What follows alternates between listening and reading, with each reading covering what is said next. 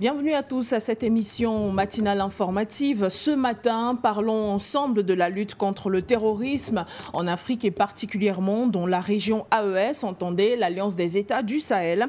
La Russie se dit plus que jamais aux côtés des pays membres de la Confédération de l'AES dans sa lutte contre les groupes armés, les bandes armées terroristes dans la région. Les assurances ont été données par l'ambassadeur de la Russie au Mali, Igor Gromyko. C'était lors d'un point de presse donné le 23 décembre 2024. Pour le diplomate russe, c'est une démarche qui sera couplée aux ambitions des États de l'AES avec plusieurs effets positifs sur l'émergence d'une nouvelle architecture de sécurité régionale. La Russie se dit donc complètement prête à appuyer les pays sur le plan sécuritaire et sur le plan technologique afin de lutter contre l'insécurité sur leur territoire. Comment la Russie pourrait-elle réellement aider les pays de l'AES? En quoi consiste ce soutien? Que représentent aujourd'hui les relations entre la Russie et l'Afrique, particulièrement avec les pays de l'AES, à savoir le Mali, le Burkina Faso et le Niger. On en parlera dans cette émission avec vous, chers téléspectateurs. Vous le savez, vous avez aujourd'hui l'opportunité de partager avec nous vos préoccupations, vos avis sur les thématiques qui sont abordées. Nous parlerons aussi, vous aurez l'occasion de discuter avec nous sur ce plateau de la République démocratique du Congo. Vous le savez, l'insécurité perdure dans l'est de ce pays, à savoir dans les provinces de l'Ituri, du Nord Kivu et du Sud Kivu. Denis Sassou Nguesso et son homologue Félix-Antoine Tshisekedi Tshilombo se sont rencontrés la semaine en cours et ceux-ci ont discuté des questions de sécurité dans l'est de la République démocratique du Congo dans un contexte marqué par des tensions avec Kigali. Et pourtant, une réunion tripartite était prévue la semaine dernière. Celle-ci comprenait l'Angola, la RDC et le Rwanda. Finalement, cette réunion n'a pas eu lieu. Les trois parties ne se sont pas entendues. Aucun accord n'a été signé puisque celui-ci a été avorté. Les raisons ont été évoquées. La République démocratique du Congo refuse de négocier avec le M23. Le Rwanda refuse toute discussion sans négociation avec le M23 et la République démocratique du Congo selon des sources diplomatiques des deux nations. Aujourd'hui, le président de la République du Congo appelle Félix Tshisekedi à reprendre les négociations. Mais avec qui? Est-ce avec le Rwanda? Est-ce avec le M23? Vous aurez l'occasion de nous donner vos points de vue. Voilà pour les thématiques qui nous intéressent ce matin. Bienvenue à tous. For You Matin, Libre Antenne commence tout de suite.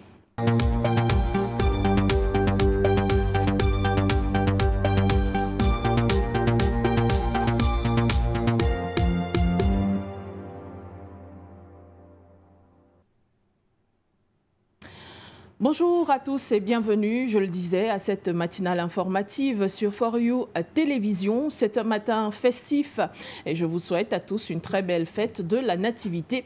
Pour ceux qui la célèbrent, l'antenne sera ouverte dès ce matin, dès tout de suite, afin que vous puissiez participer avec nous à ces échanges. Il s'agit de la libre antenne. Ce matin, vous avez l'occasion de discuter sur les thématiques qui vous sont proposées, mais aussi sur les actualités qui vous intéressent et vous interpellent en cette fin d'année. Nous parlons, je le disais tout à l'heure, de la lutte contre le terrorisme. La Russie a décidé de réaffirmer son soutien aux pays de l'AES, à savoir le Mali, le Burkina Faso et le Niger. Pour ce pays, cette puissance du monde, il s'agit de contrer le terrorisme, l'insécurité complètement et définitivement dans les pays d'Afrique, notamment de l'Alliance des États du Sahel. La République démocratique du Congo est aussi en une de ce programme avec les appels à négociation qui se multiplient. Après l'Angola, voici venu le président Denis Sassou Nguesso du Congo-Brazzaville qui appelle son homologue à reprendre les négociations. Avec qui faut-il négocier finalement pour avoir la sécurité dans l'est du pays qui, on le rappelle, est une partie riche en plusieurs ressources minières. La RDC qui elle-même représente pratiquement 50% des richesses en termes de ressources minières qui permettraient, n'est-ce pas, de fabriquer des batteries ou encore des ordinateurs et même d'autres appareils électroniques, se retrouvent dans l'insécurité depuis l'arrivée du M23, il faut le dire, depuis une bonne trentaine d'années sur son territoire. La reprise des combats a été constaté en 2019 avec un arrêt en 2020 pour reprendre finalement en 2022 sur le territoire congolais. Depuis lors, pas de paix dans l'Ituri, dans le Nord Kivu et dans le Sud Kivu. Les déplacés se multiplient par millions. On en parle ce matin dans le cadre de cette émission For You Matin. On va peut-être, avec la participation de la réalisation, avoir quelques éléments de la rédaction centrale qui nous permettront peut-être mieux de planter le décor, notamment sur notre première thématique qui vous est proposée ce matin, sur laquelle vous pourrez réagir par appel afin d'y apporter vos préoccupations, mais aussi vos avis sur ces différentes questions. Partenariat renforcé entre les pays de la Confédération de l'AES et la Fédération de Russie. Confirmation donnée par l'ambassadeur extraordinaire et plénipotentiaire de Russie au Mali et au Niger, Igor Gromyko.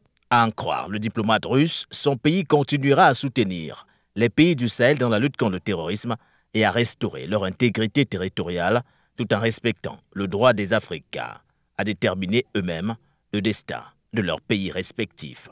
Au cours des entretiens avec le président de la transition, le général d'armée Assimi Goïta et le premier ministre, le général de division Abdoulaye Maïga, ils ont discuté des possibilités de développer une coopération commerciale, économique et d'investissement mutuellement bénéfique avec la participation active des milieux d'affaires russes.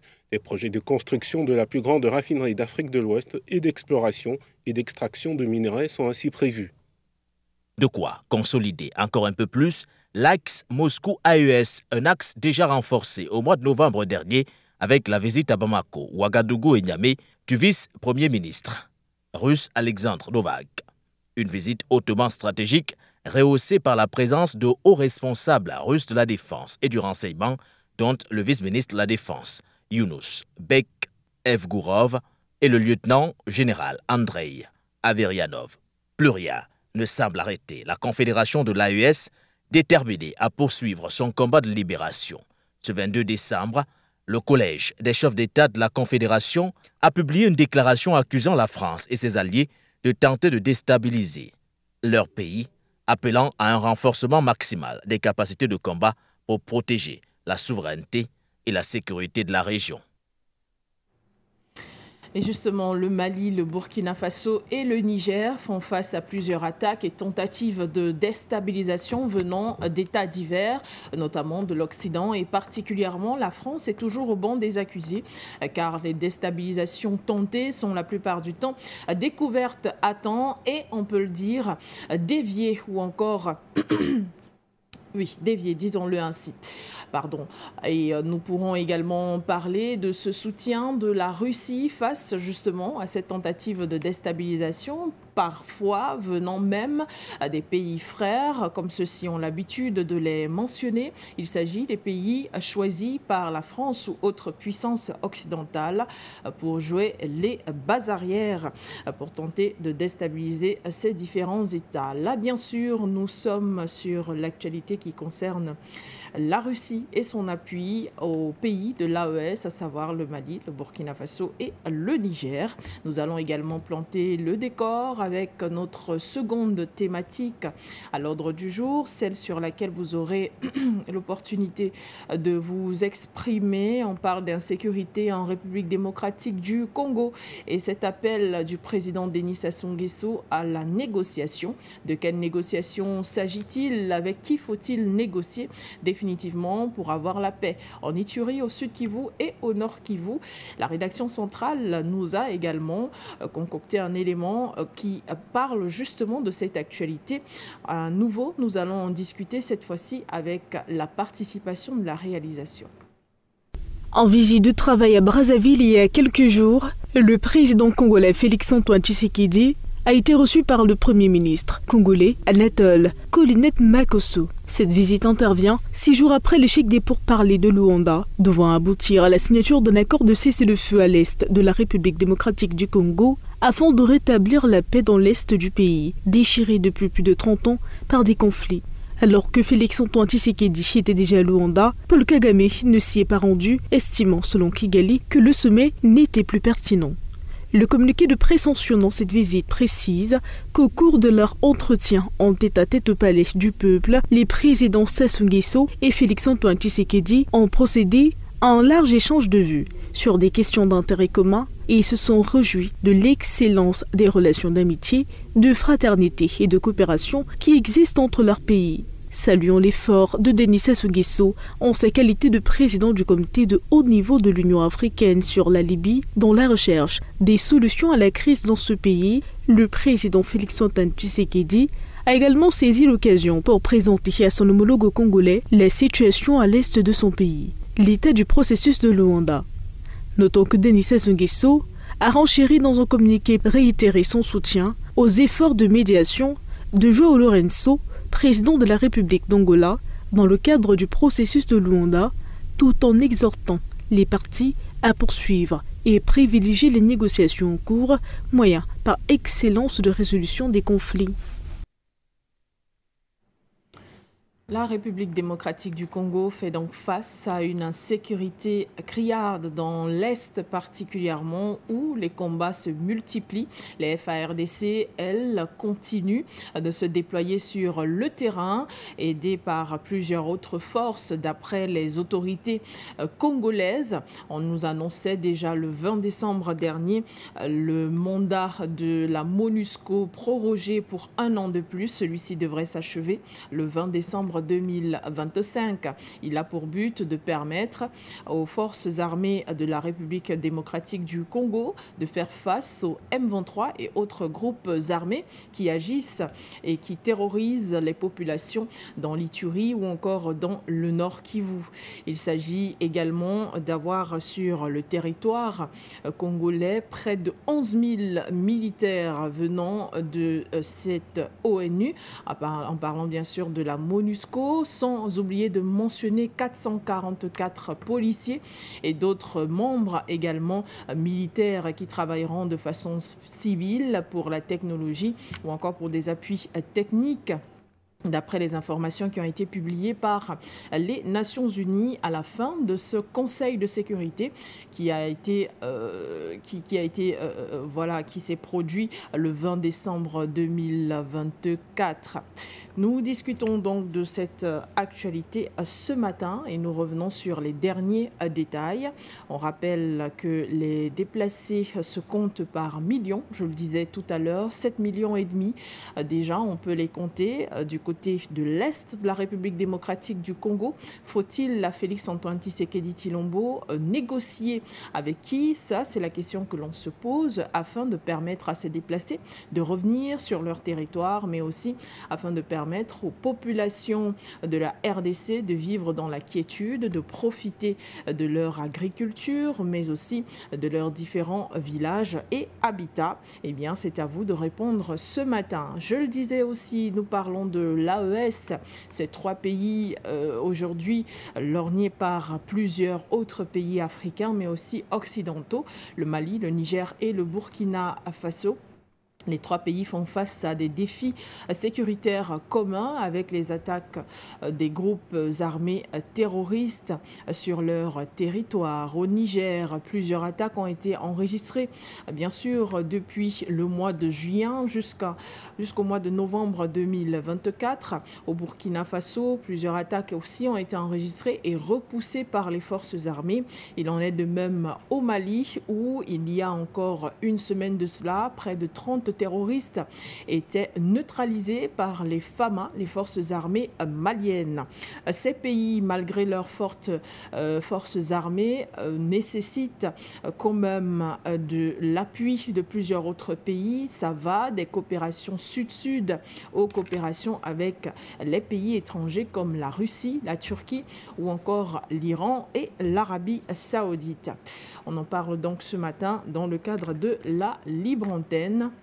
Vous avez donc l'opportunité d'apporter votre point de vue sur la capacité de la Russie à soutenir ces pays de l'AES, mais aussi sur leur capacité aussi à faire front contre les terroristes sur leur territoire, que ce soit dans le nord, le nord-est ou encore dans le centre de ces différents pays, puisque la plupart du temps, ce sont ces régions qui sont visées par les terroristes.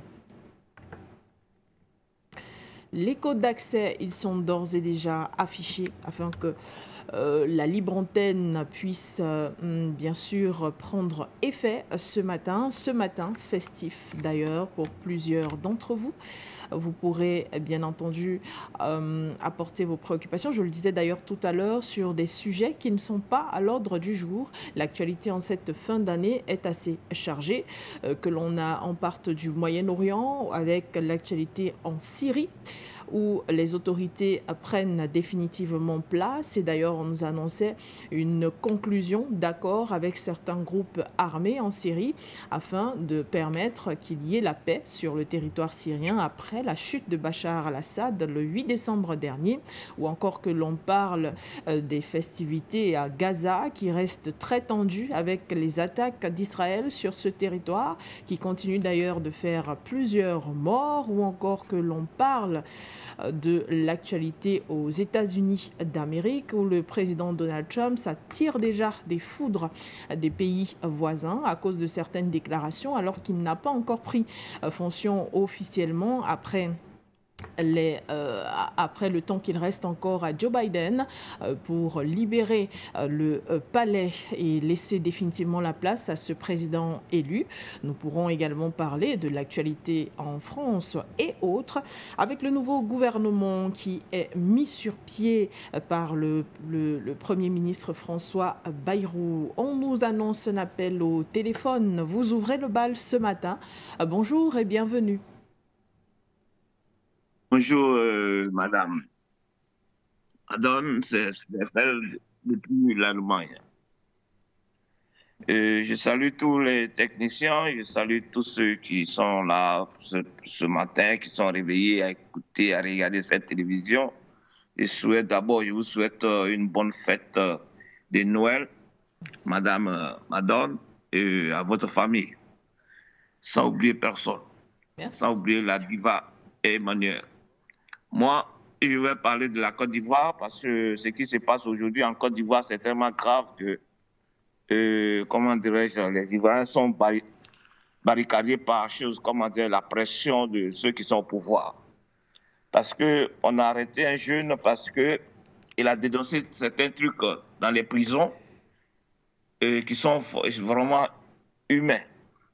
Alors, parce qu'il a fait des articles en dénonçant ces choses-là, et on l'arrête.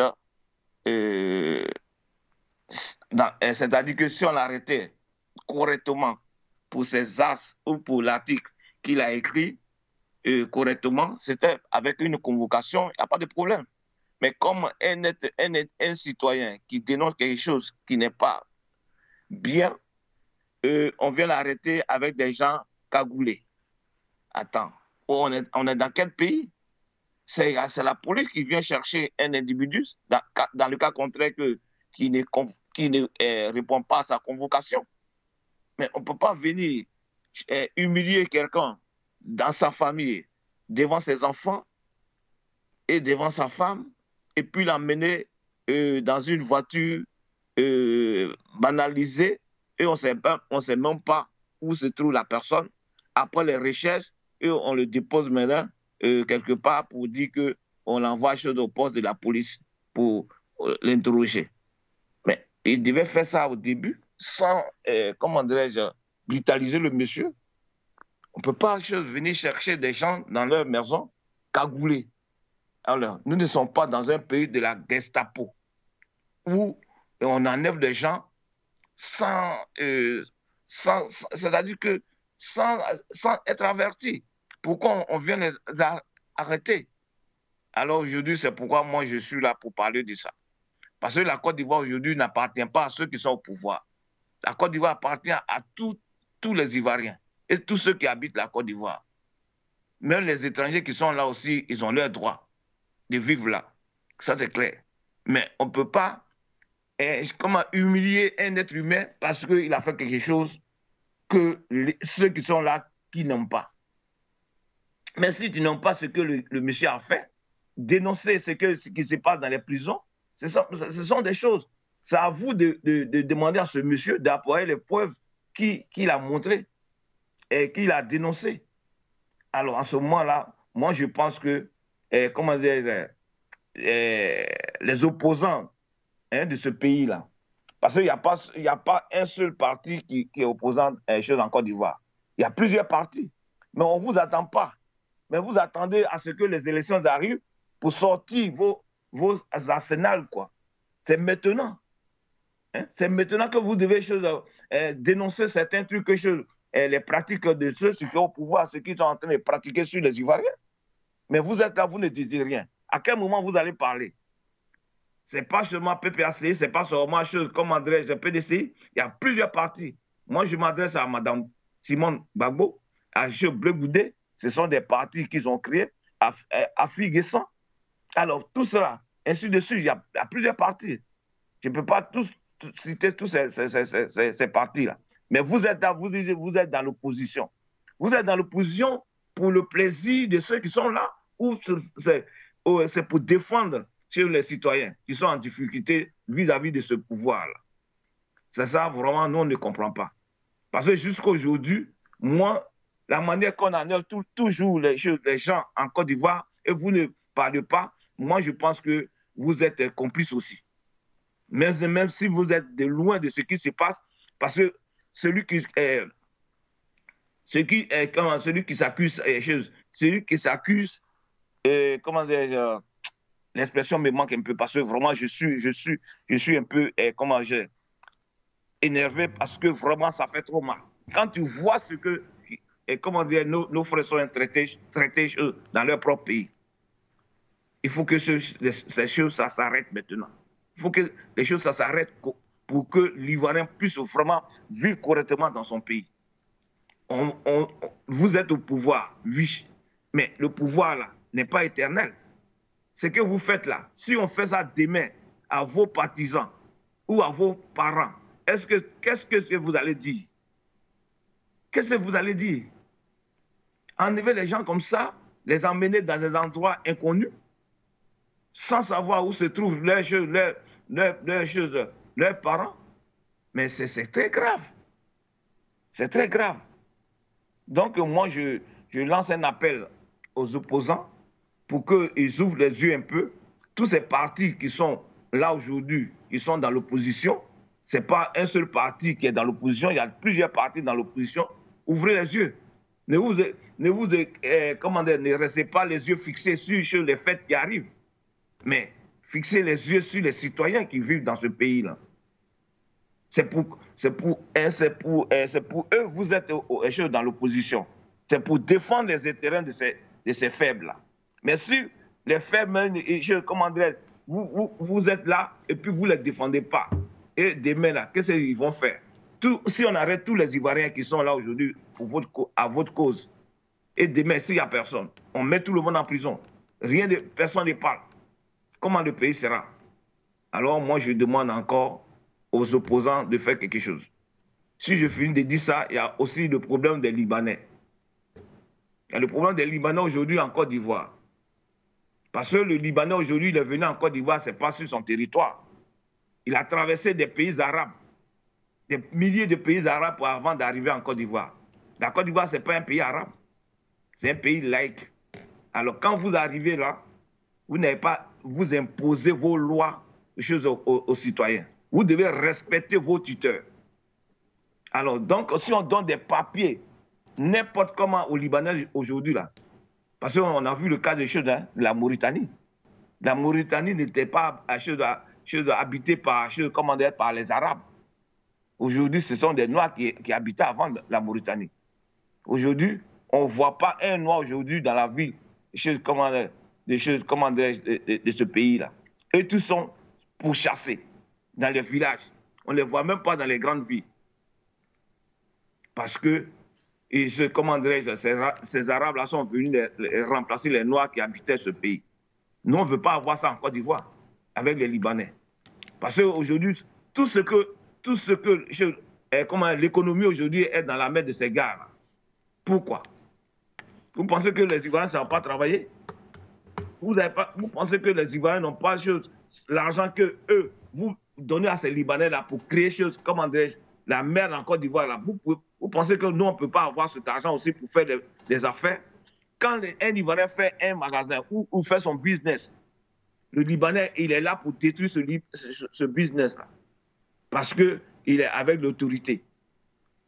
Parce que l'autorité lui donne le droit de faire ce qu'il n'a pas le droit, ce qu'il n'a pas droit à faire. Parce que ils sont corrompus. Ils viennent corrompre nos autorités. Aujourd'hui, ils sont sous la tête de tous les Ivoiriens, dans tous les quartiers. Ils ont pris tous les quartiers, les magasins. Tu ne peux pas avoir un magasin aujourd'hui en Côte d'Ivoire sans qu'on te demande pas de porte. Pas de porte, c'est de l'argent gratuit qu'on te demande. On peut te demander 15 millions, 20 millions, sans compter d'abord le loyer. Et comme l'avance sur le loyer, tout ça là. Envoie ça, si tu n'en as pas, un Libanais va venir, ils vont lui donner. Donc, ce genre, vous créez des lois et au lieu de pratiquer ces lois, ce sont les Libanais qui dévient ces lois et personne ne parle. Les Libanais ne sont pas au-dessus des Ivoiriens. Ce sont des gens qui sont venus se chercher. Bien sûr qu'il y a la guerre chez eux, mais quand un réfugié arrive là, il n'a pas le droit d'être sur la tête de celui qui l'accueille. Aujourd'hui, les Libanais, ils font la loi en Côte d'Ivoire. Ils font tout ce qu'ils veulent.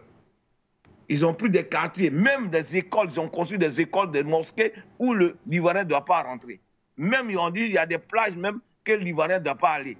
Parce que les femmes, comment dirais-je, ce sont des musulmans, bon, elles ne peuvent pas se ménager avec les gens. En ce moment-là, restez au Liban.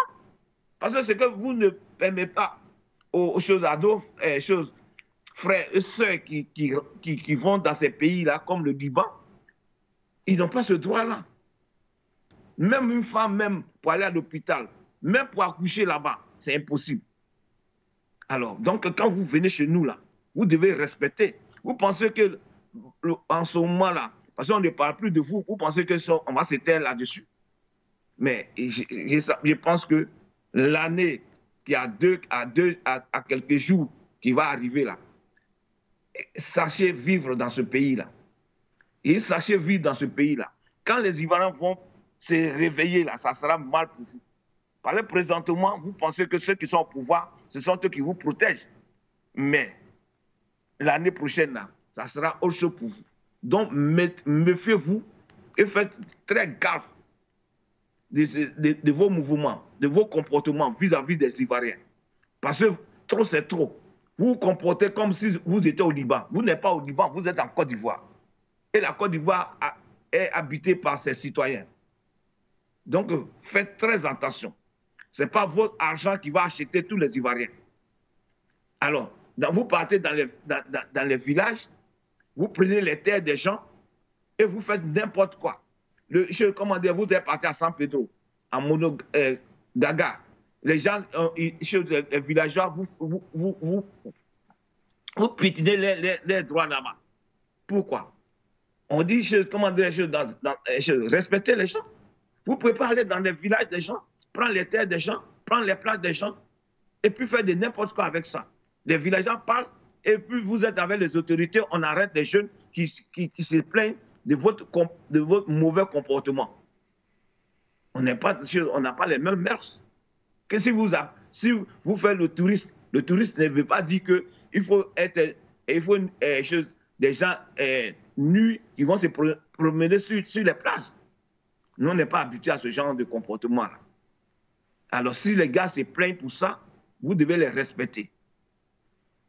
Alors, donc, moi, nos frères qui sont avec ces gens de Libanais et qui font du mal à leurs propres frères, il faut qu'ils arrêtent ça. Il faut qu'ils arrêtent ça. Parce que nous, on ne va pas se taire.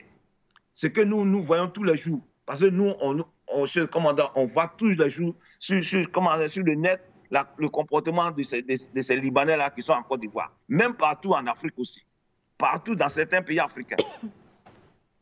Alors, moi, je m'arrête là pour le moment parce que je vais laisser la place à certains qui vont appeler. Après, s'il y a la place, je vais appeler encore pour dénoncer ce genre de comportement des Libanais. Merci, madame. Et je vous dis bonne fête de Noël à votre famille et puis sans oublier personne. Tous mes frères qui sont dans la partie technique. Merci. Merci à vous, Zerfel, de nous avoir appelé ce matin. Un appel au civisme aux Libanais sur le territoire ivoirien. On rappelle que ce ne sont pas des paroles xénophobes. Il s'agit juste pour Zerfel d'appeler les Libanais à respecter les lois de la Côte d'Ivoire ainsi que les Ivoiriens. Un autre appel au téléphone. Merci d'être là. Bonjour et bienvenue. Vous êtes en direct. Oui, bonjour Forum Média. Bonjour l'Afrique et surtout bonne fête à tous les Africains pour tous ceux qui se combattent, tous ceux qui luttent pour l'Afrique. Quand j'ai fini de saluer, je vais demander aux Ivoiriens de prier beaucoup pour les mois à venir, mais de ne pas prier seulement le Dieu de l'Israël, de prier le vrai Dieu. Et puis pour continuer, je vais revenir à l'AES qui nous est cher. Je demande humblement à nos dirigeants de l'AES de réclamer notre droit de veto au Conseil des Nations Unies. Et toutes les institutions qu'ils vont mettre en place, il faut que ça porte un titre de l'Afrique.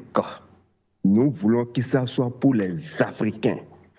Tous ceux qui vont créer leur autre chose à part, si ils ne veulent pas rejoindre l'AES, ça les regarde. Nous, Africains, nous sommes fiers de ces 3 leaders qui libèrent l'Afrique partout où nous nous trouvons.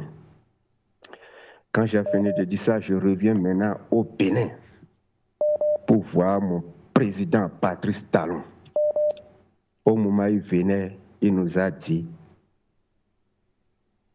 Béninois,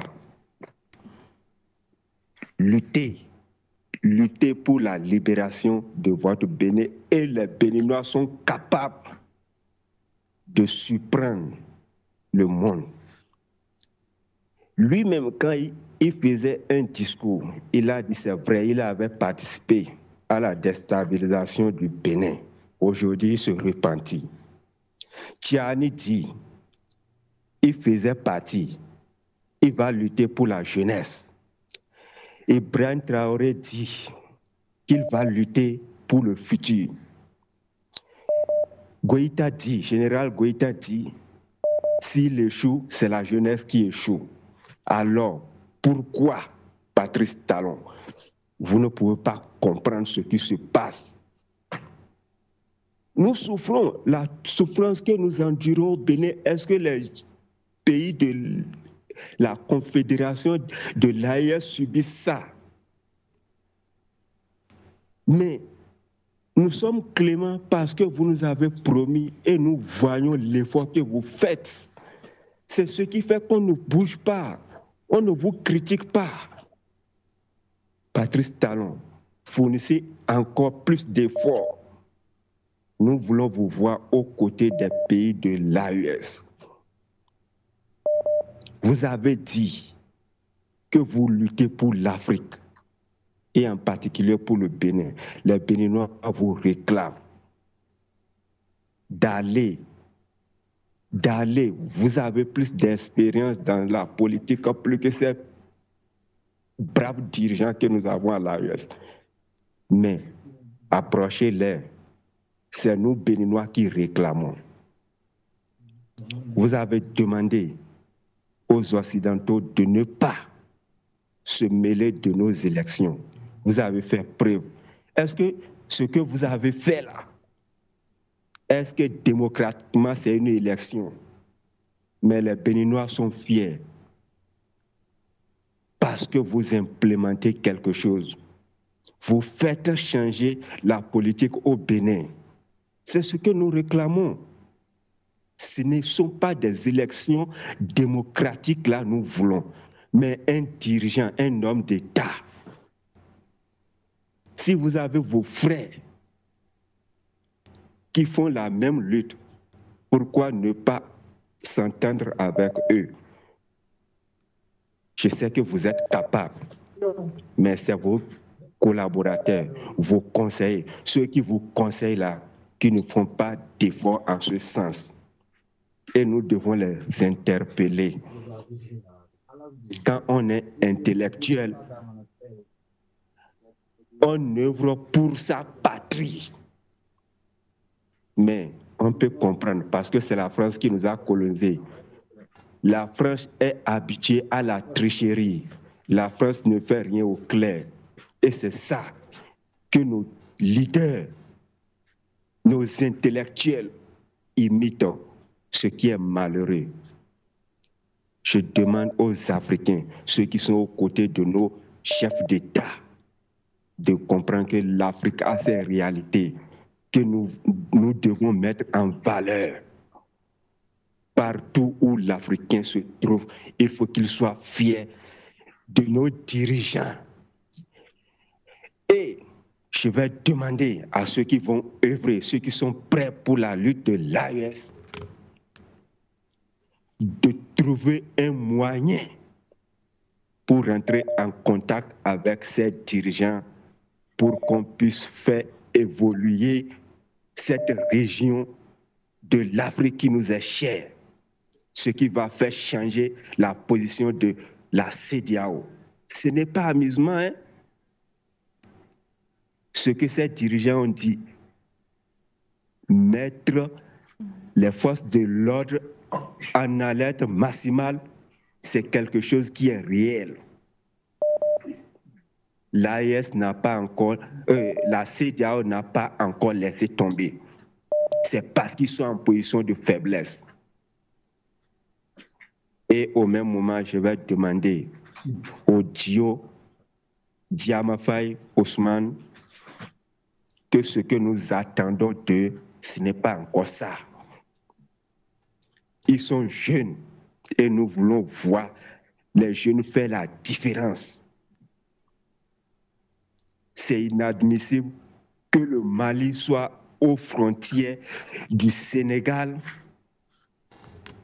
et que un autre pays extérieur à l'Afrique se prononce ouvertement qu'il soutienne les terroristes et qu'on ne sent pas des effets. Vous êtes jeunes et c'est une lutte qui vous concerne. Ousmane Sonko et son mentor. Et pour finir, je reviens à Forum Média pour vous dire merci pour ce que vous faites toujours. Tous vos invités qui viennent intervenir, puisque parmi eux, il y a un à qui nous tirons chapeau. Même le président béninois, quand il entend que le docteur Yamba est un invité, il suit l'émission de bout en bout, parce que ce docteur fait preuve de ce qu'il est africain. Il est un intellectuel et avec des mots clairs, des mots douces qui peuvent permettre à nous qui n'avons pas beaucoup fréquenté de comprendre l'enjeu, de comprendre ce qui se passe. Je m'arrête là pour aujourd'hui et je dis bonne fête à tous les Africains qui veulent que l'Afrique se libère. Merci. Merci à vous, merci infiniment pour votre participation ce matin. Merci pour les sujets que vous avez évoqués. Votre appel a certainement été entendu par qui de droit. Quelqu'un d'autre en ligne, bienvenue, bonjour.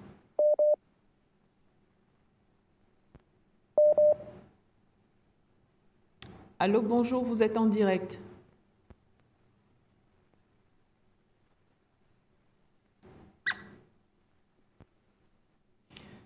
Peut-être allons-nous caler un autre appelant ce matin. Je rappelle que les codes d'accès sont affichés. Vous n'êtes pas obligé d'utiliser une seule ligne. Il y a 2 numéros de téléphone que vous pouvez contacter afin de participer. Vous pouvez également le faire à travers les autres codes qui sont affichés afin que vous puissiez participer sans être gêné par une ligne occupée et être calé, bien entendu. Faut-il retourner au standard avec cet appelant?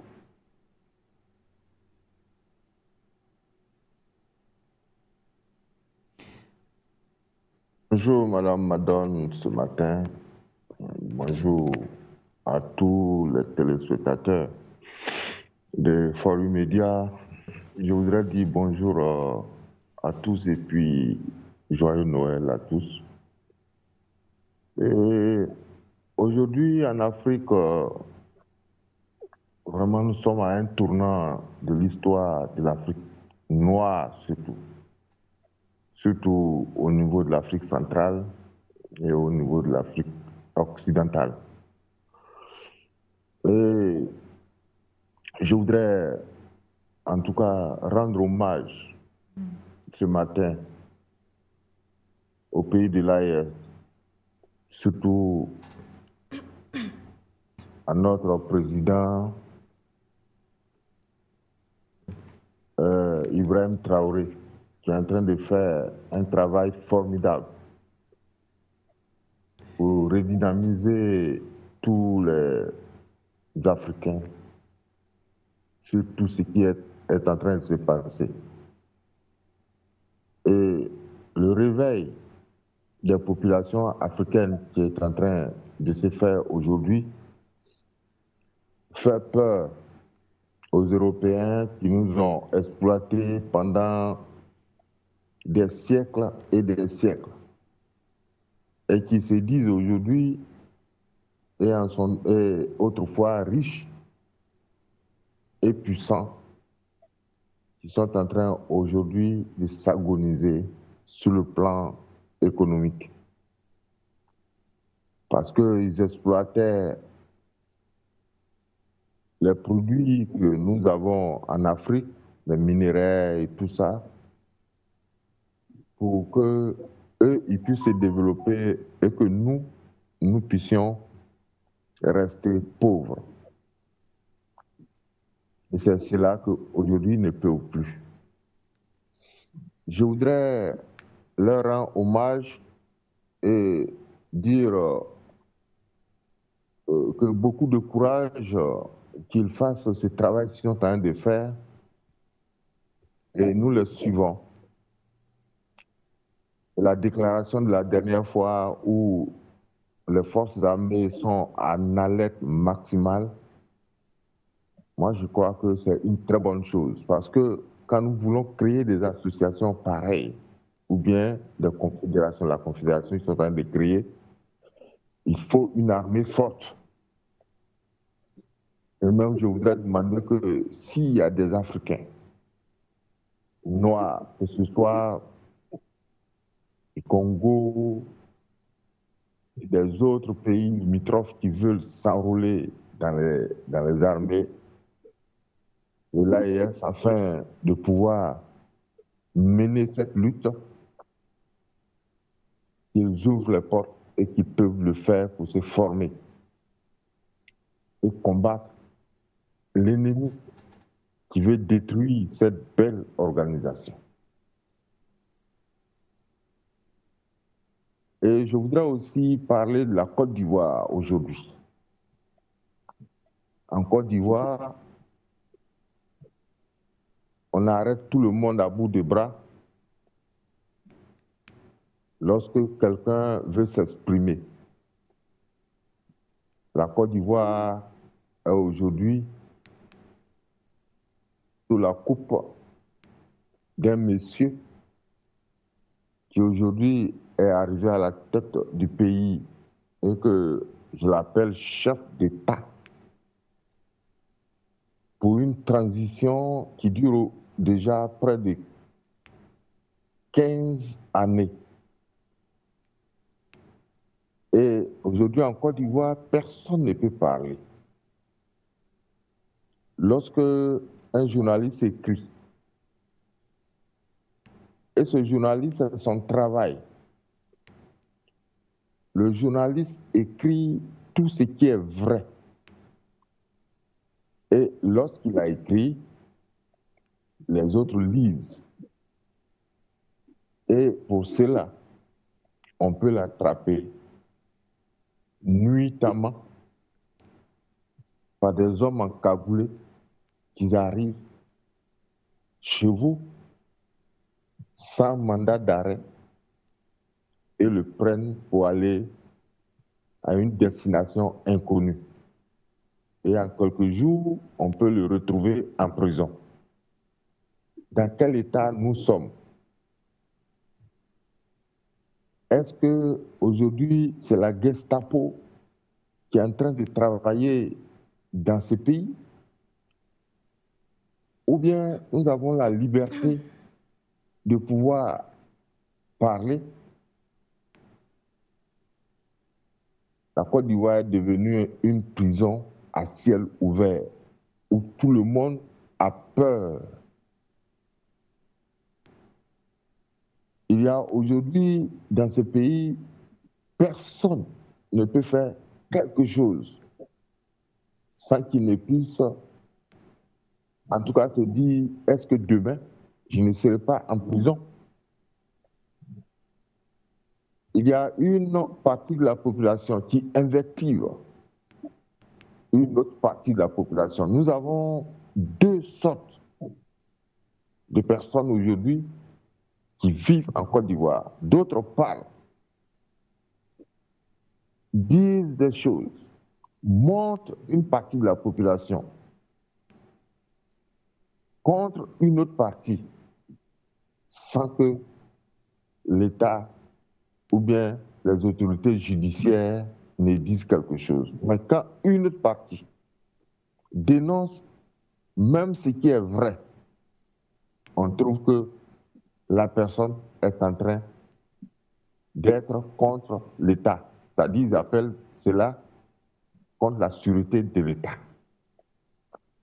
Et ces hommes-là peuvent passer 20 ans en prison sans que personne ne puisse parler.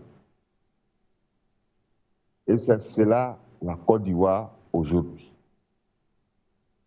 Allons-nous aller aux élections en 2025 avec cette manière de vivre, ou bien n'irons-nous pas aux élections?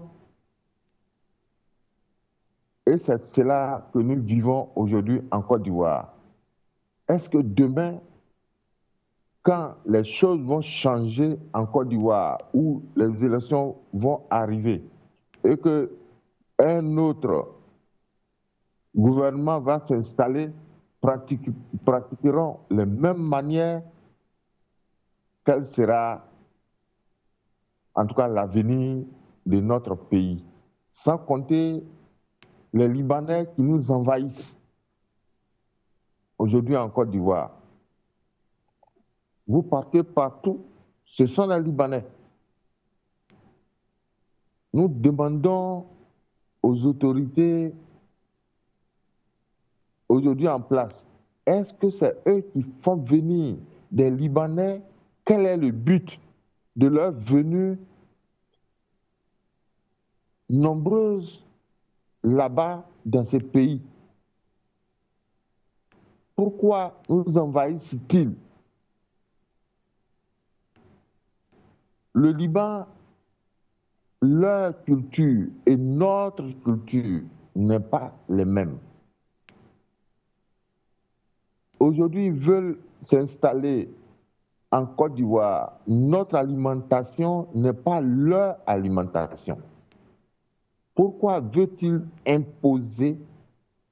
nous imposer leur alimentation tout en créant des restaurants libanais partout? Je demande au peuple ivoirien de ne plus aller dans ces restaurants-là, mais que nous puissions, en tout cas, nous recroqueviller sur notre alimentation qui est quelque chose qui fait partie de notre culture. Voilà une chose auquel je voudrais que notre population puisse, en tout cas, s'approprier et y penser. Je voudrais parler un peu de tout ce qui se passe au Congo. Pourquoi M. Tshisekedi ne puisse pas former une armée forte, soutenue par les partenaires fiables, qui peut organiser cette armée, équiper cette armée, former cette armée d'au moins 10 000, 15 000 ou 20 ou 30 000 hommes. Le Congo est un pays riche où la population est vaillante, où la jeunesse est forte. Pourquoi ne pas former une armée forte pour libérer le Kivu et tout le Congo? À quoi pense-t-il? Veut-il réellement gouverner le Congo comme il faut? Est-ce que si M. Patrick Lumumba était à sa place, M. Tshisekedi, laissera-t-il le Kivu dans cet état ou pas? Voilà des questions auxquelles nous devons nous poser. M. Tshisekedi, je crois très bien qu'il est arrivé au pouvoir tout en protégeant les Congolais. Pourquoi cette population qui se déplace à tout moment, qui souffre pendant des années des millions et des millions de morts, lui, arrivé au pouvoir, ne puisse pas faire cela tout en créant une armée fiable, forte, avec l'appui de partenaires extérieurs et veut toujours compter sur l'ONU. Avec des 30 000 ou 50 000 hommes de l'ONU dans ces pays pendant des années, qu'ont-ils fait? Il faut renvoyer l'ONU et former une armée forte comme aujourd'hui le Sahel le fait. Et c'est pour cela que nous demandons à M. Tshisekedi de vraiment réfléchir à cela. Je voudrais rendre hommage aujourd'hui, encore ce matin, au Dr Yam Timba, à 3A, et à tous vos panélistes qui viennent chaque matin sur votre plateau pour nous enseigner. Et souvent, le docteur Yam Timba, souvent, il fait des analyses qui sont justes. Il n'y a aucune industrie aujourd'hui en Afrique, dans tous les pays de l'Afrique francophone. Nous n'avons pas des industries, je veux dire quoi, textiles fiables pour habiller nos populations. Nous n'avons pas des industries de chaussures pour que nous puissions, en tout cas, créer ces industries-là pour que nous puissions nous chausser. Nous ne pouvons pas même avoir des industries qui peuvent quand même faire de telle sorte que nous puissions avoir une alimentation fiable et toujours importer du riz avarié ou bien des aliments avariés. Or, c'est des choses importantes pour que nous puissions avoir une économie fiable, en tout cas dans les pays francophones. Même, nous ne pouvons même pas avoir même une usine de cuillères, les cuillères même que nous puissions prendre pour manger.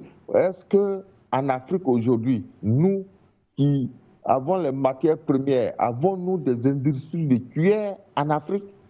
Je n'en ai jamais vu au niveau de l'Afrique francophone. Je n'en ai jamais vu.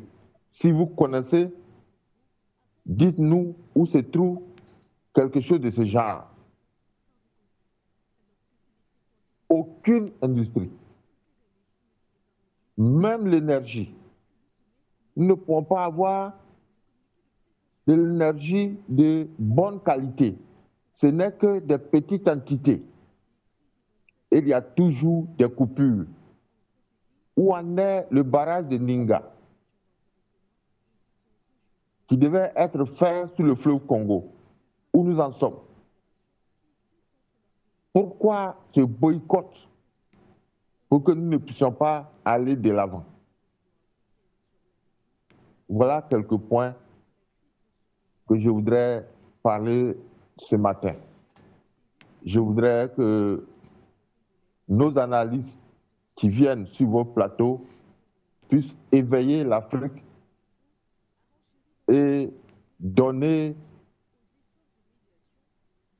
des nouvelles de ce genre de projets que les Européens et les Occidentaux ne veulent pas que cela soit installé en Afrique. Nous devons dénoncer cela et permettre aux Africains de pouvoir s'industrialiser. Nous sommes un continent riche et la partie centrale et occidentale de l'Afrique aujourd'hui est riche. Pourquoi pouvons-nous quitter ces grandes richesses et que nos enfants puissent être aujourd'hui la proie des requins dans la mer Méditerranée, et que nos enfants puissent être comme des esclaves au nord et dans les pays méditerranéens? C'est là que nos dirigeants actuels en Afrique doivent réfléchir. D'accord, allez-y, poursuivez, d'autres personnes les jeunes sont gens en attente. restent sur le continent. Je voudrais vous remercier ce matin pour cela. Merci beaucoup, madame. Et merci à vous aussi pour votre fidélité et votre apport dans cette émission. On retourne au téléphone. Je prierai chacun d'être précis et concis afin que tout le monde puisse participer. Allô, bonjour. Ok, bonjour madame. Bonjour à toute l'équipe de For You Media, techniciens et tous ceux qui gèrent le standard. Mes premiers mots de ce matin, madame, joyeux Noël à vous. Joyeux Noël à toute l'équipe de For You Media.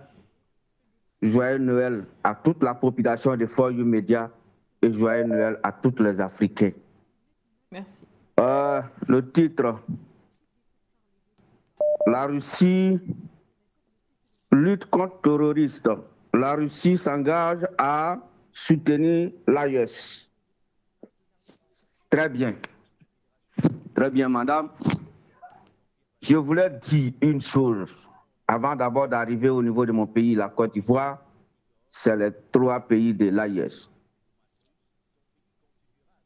Nous soutenons l'AES. Nous avons toujours soutenu l'AES.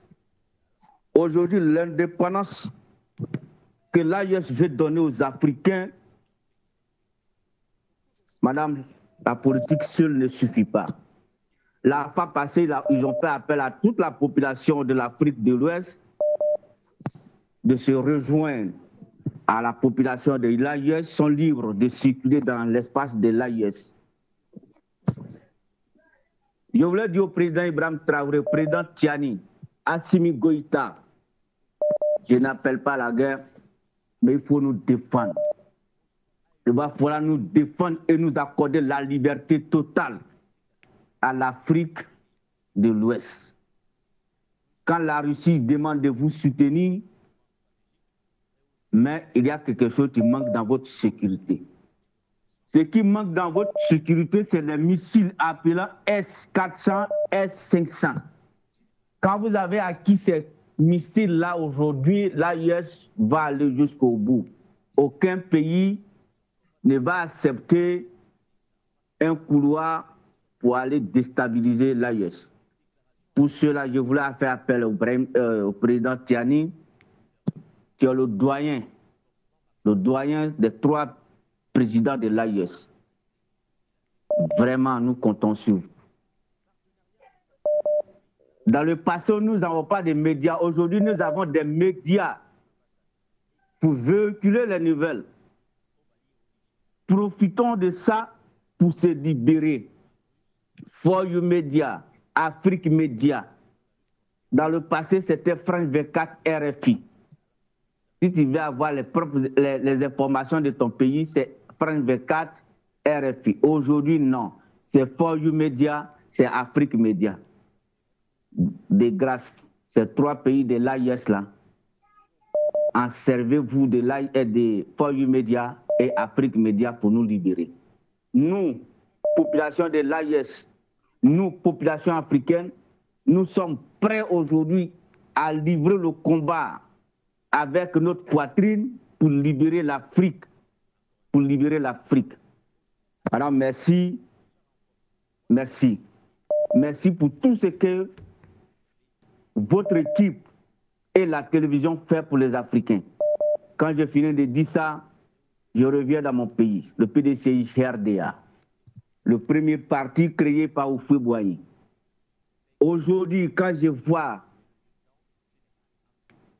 la position du PDCI RDA, le PDCI veut contribuer à la mafia des élections comme il l'a fait en 2010 et 2015. Parce qu'aujourd'hui, madame, il faut être sincère, aucun parti politique ne gagne les élections en Côte d'Ivoire sans partir avec ses autres partenaires des autres partis de l'opposition. Donc, quand le PDC nous clarifie sa position, parce que quand on fait un meeting, tous ceux qui vont à un meeting, là, ce n'est pas tous ceux-là qui votent, ils ne sont pas tous des militants votants. D'autres vont assister les meetings par curiosité. D'autres vont assister les meetings par amour de la personne. C'est pour cela, quand on fait un meeting, il y a des milliers de personnes. Mais aujourd'hui, de grâce, le PDCI est dans l'opposition. Que l'alliance de l'opposition soit concrétisée, que le PPACI, le PDCI RDA, MFA, le parti de Mme Simone Gbagbo, de Sirodium, de Blé Goudé, clarifient nous leurs positions pour nous ramener le pouvoir d'État aux Ivoiriens propres, aux fils ivoiriens propres. Madame, aujourd'hui, mon frère a parlé de la mafia que le gouvernement ivoirien fait. On ne peut plus parler. Les journalistes sont interdits de commenter la vraie information, c'est-à-dire que la réalité que les Ivoiriens vivent là. Les journalistes sont interdits d'écrire ça. Parce que l'ancien camp de l'ONICI, appelé Sébroko, est une base militaire de la mafia. C'est là-bas que le gouvernement ivoirien enlève la population et ils vont les maltraiter et on les amène en prison. Si tu as eu la chance qu'on t'a amené en prison, il faut dire Dieu merci. Il faut dire Dieu merci. Il faut dire Dieu merci. Mais je sais que ça va prendre fin. C'est pour cela que moi je dis, je demande au PDCI RDA, comme il se réclame parti de paix, parti civilisé, aujourd'hui les Ivoiriens nous souffrons. Nous sommes dans la souffrance parce que nous-mêmes, notre propre pays ne nous appartient plus. La Côte d'Ivoire appartient à Dominique Ouattara et son fils et Alassane Dramane Ouattara lui-même. Voici les 3 propriétaires de la Côte d'Ivoire et la France qui est le 4e et l'Occident qui est le 5e.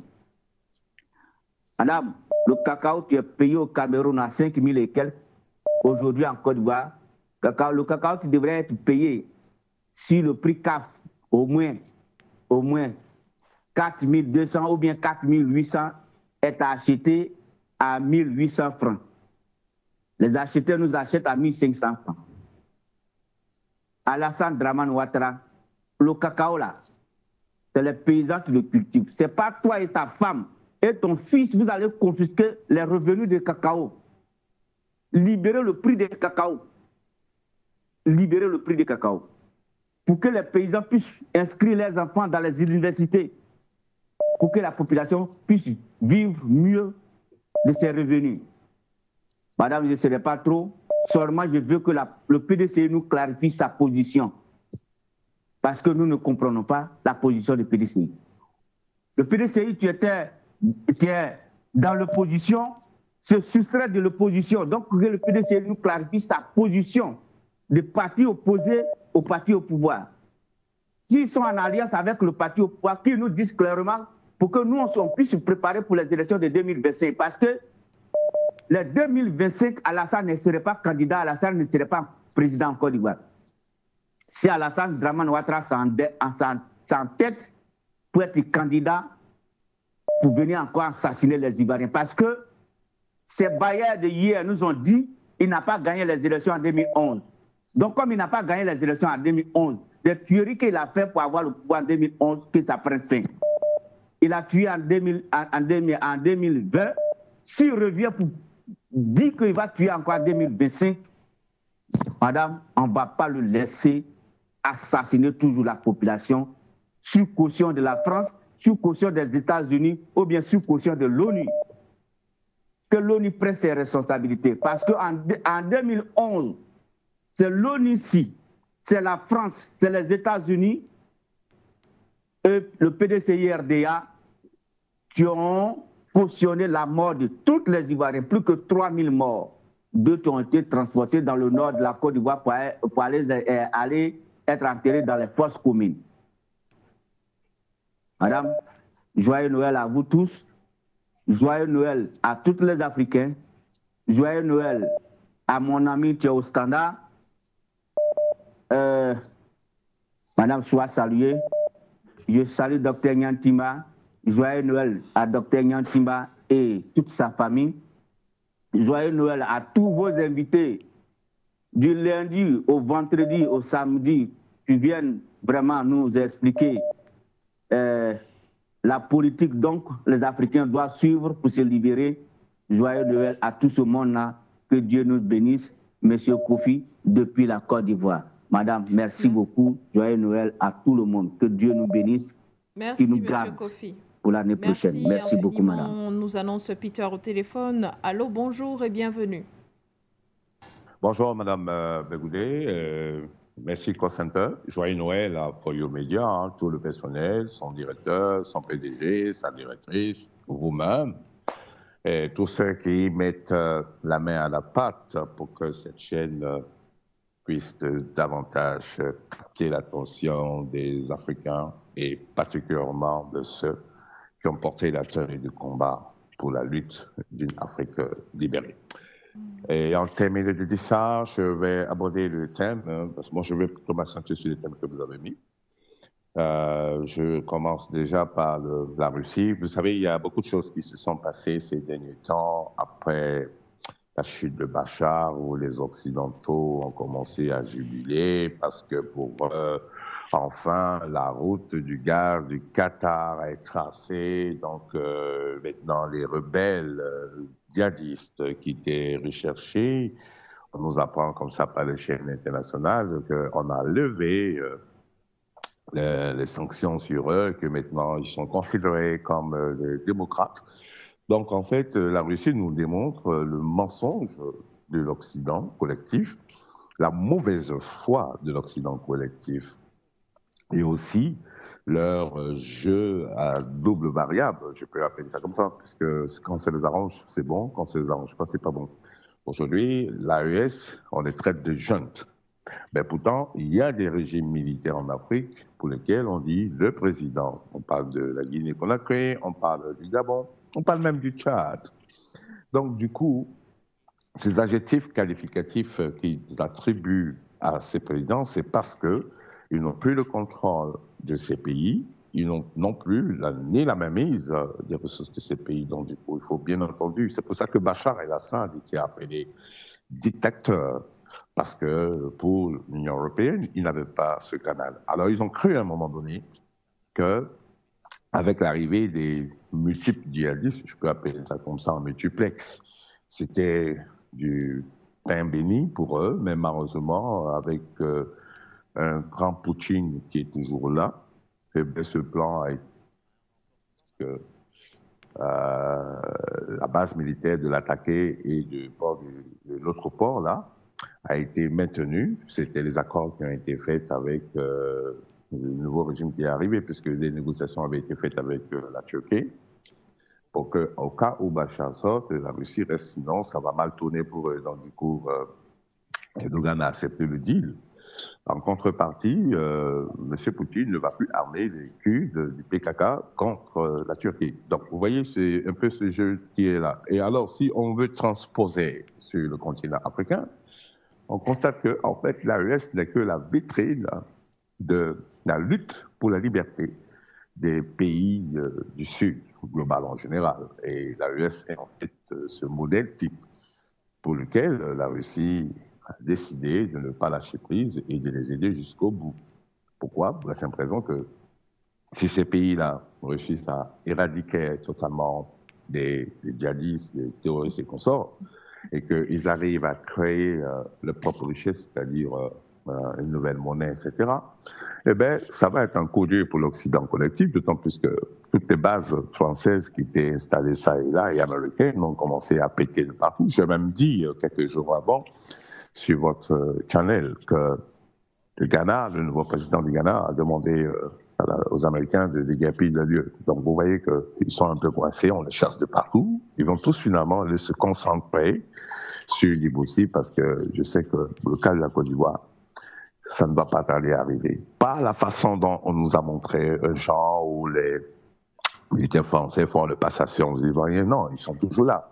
Mais je parle même du système que la France a mis en place en Côte d'Ivoire, va totalement changer. Et ça, c'est un véritable enjeu géopolitique pour lequel la France serait prête même à envoyer du renfort, parce que si elle perd la Côte d'Ivoire, elle perd carrément ses deux jambes. Et elle va être estropiée, la France sera sur chaise roulante, excusez-moi de l'expression, mais c'est ce qui va arriver dans les années qui vont venir, right? Donc, c'est normal que M. Poutine décide d'aider militairement l'AES et de les accompagner, parce que c'est aussi géostratégique, que ça fait partie du plan China Rice, de la soie. Donc, il faut bien sécuriser des grands pays concernés, depuis le Soudan jusqu'à la côte ouest, c'est-à-dire côte de Dakar. Même si Dakar essaie un peu de faire de façon très, je peux dire, soft, sa façon, mais finalement, elle va finir par capituler. Et ça ne va pas tarder à arriver. Right. Donc, voilà un peu ce point sur lequel je voulais accentuer. Et en parlant de l'explication que M. Tshisekedi est en train de faire avec M. Sassou Nguesso, vous comprenez, hein, j'ai expliqué une fois que le problème de la RDC, c'est un problème mondial. Hein. C'est pas que c'est purement africain, parce qu'il s'agit des multinationales américaines et anglo-saxons qui sont postés là où ils ont mis le chaos dans le sud du Goma, là, et pour lesquels il est hors de question que la RDC retrouve l'intégralité de son territoire, sinon on va découvrir le port rose. Et c'est pourquoi quand M. Tshisekedi essaie de dire que oui, je vais attaquer le Rwanda, tout le monde accourt vers lui pour dire « Oh, calmos. » On lui fait des deals et qu'il accepte. Malheureusement, j'ai dit que, excusez-moi, Mme Goudet, mais je plains beaucoup le sort des Congolais RDC, parce que j'ai l'impression que c'est un peuple maso qui accepte de subir de tels, je peux dire, je ne peux pas appeler ça punishment, mais de subir une telle escroquerie, je peux dire ça comme ça, une escroquerie internationale sur le plan du droit. Parce que depuis 25 ans aujourd'hui, Mobutu est parti, il y a eu ce déclenchement de ces fameux rebelles, je ne sais plus comment on les appelle, mais c'est le chaos total, et les populations déplacées. Mais regardez les Occidentaux, ils n'ont rien à cirer de savoir qu'il y a des populations déplacées, affamées, des femmes enceintes, violées, etc. C'est pas le problème. Tout ce qui les intéresse, c'est les minerais, c'est l'hélium, c'est le lithium et tout. Donc, voilà en fait qu'on demande aux Africains de vraiment comprendre le combat que mène l'AES. Aujourd'hui, le Mali est en train de créer une très grande usine, le Burkina commence à monter le matériel militaire, le Niger va suivre pareil. C'est ce qu'on attend de l'Afrique. On est fatigué des pays où des présidents viennent manger du fromage, boire du vin, et ce programme étant aimant la France, c'est-à-dire que j'aime celui qui me maltraite. Vous voyez pas comment ça sonne très mal. Ça, il faut que ça s'arrête. Il faut que nous puissions vraiment africaniser nos mentalités pour que le comportement que les gens de l'AES ont, c'est comme ça que tout l'ensemble de l'Afrique doit être. Et vous allez voir que les Occidentaux vont nous parler avec beaucoup de respect. Ils vont nous traiter d'égal à égal et ils comprendront que la force ne résout rien parce que nous aussi, nous pouvons avoir cette force. Parce que s'ils continuent comme ça, nous allons devenir comme la Corée du Nord parce qu'avec ces richesses d'uranium que nous avons, on pourrait aussi avoir nos propres bombes nucléaires. Et comme ça, on va subir le chantage de personne. Je vais m'arrêter ici. Merci beaucoup. Et puis encore, joyeux Noël à la chaîne de Foyer Média. Bye.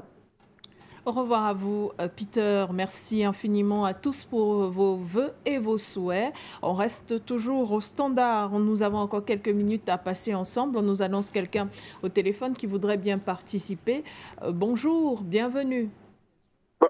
Bonjour, Manuel Piquet. Bonjour, Foyer Média. Joyeux Noël à tous.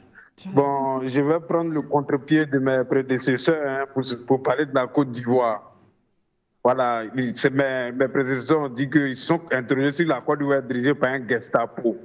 Mais ce n'est pas une interrogation, c'est une réalité. La Côte d'Ivoire est effectivement dirigée par un Gestapo. Parce que la manière dont les choses se passent, ce n'est pas dans les normes. Quand un monsieur a commis une infraction, ça, c'est la loi qui le donne. On lui donne d'abord une convocation. Et c'est après, s'il ne répond pas à la convocation, c'est en ce moment-là qu'on peut aller l'arrêter manu militari, mais pas dans la nuit. On n'arrête pas une personne à 2h ou 3h du matin. On vient, on le prend en plein jour et puis on lui signifie ses infractions.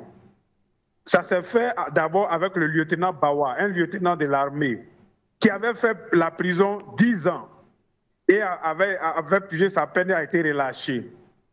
Un jour, on a vu sa femme en pleurs.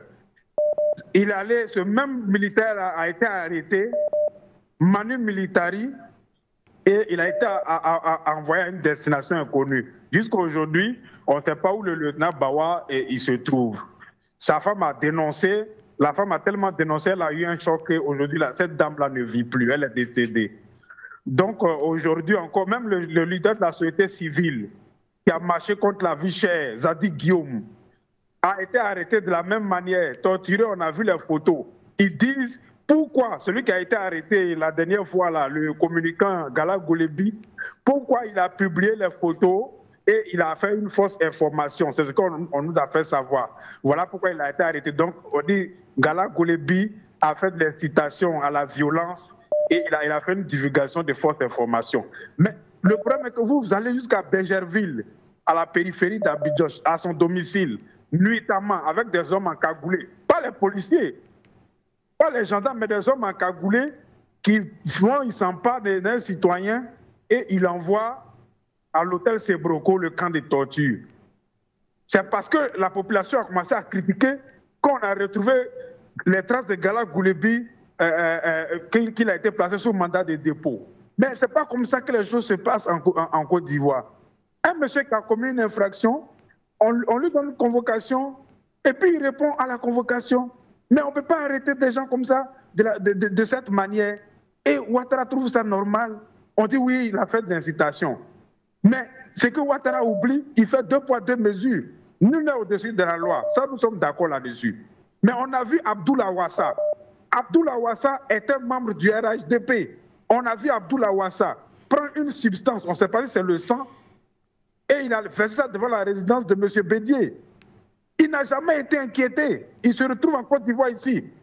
Après avoir versé le sang, il a fait un rassemblement et il a appelé à un meeting. Ça, c'est ça aussi, c'est de l'incitation à la violence. Pourquoi n'a-t-il pas été arrêté?